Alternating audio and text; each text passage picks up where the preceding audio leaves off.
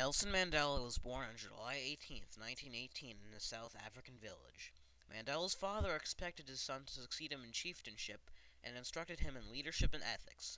These lessons would become his guiding principles as a lawyer and politician. At age 7, Mandela's intelligence was recognized by his family, and he was sent to an English school where he was given the name Nelson. After his father's death in 1927, he left his family to further his education.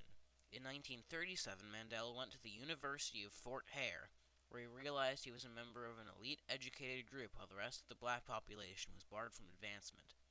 It was with this discovery that Nelson became an equal rights activist. Nelson was expelled from Fort Hare in 1940 for organizing student protests. Mandela moved to Johannesburg, where he worked as a clerk during the day and studied law at night.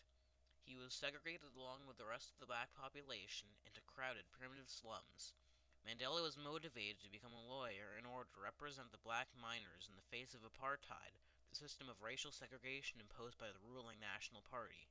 After Mandela became a partner in a law firm, he joined the African National Congress, or ANC, in 1944. The ANC is an organization created by lawyers to promote democracy and black rights. Mandela quickly rose through the ANC ranks, organizing strikes and civil disobedience throughout South Africa. In 1961, the National Party banned a number of organizations, the ANC included. At the time, Mandela was being tried for treason. The ban caused his lawyers to abandon him. Mandela rose up and won the case by his own effort. The trial proved to be excellent publicity for Mandela. He gained a large amount of support in South Africa, as well as great international respect.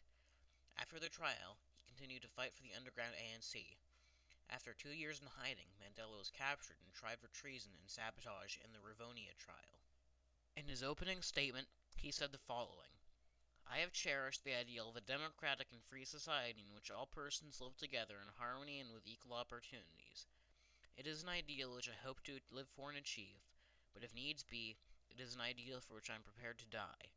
The Rivonia trial made Mandela an international hero, and his following would only grow through his 27 years in prison.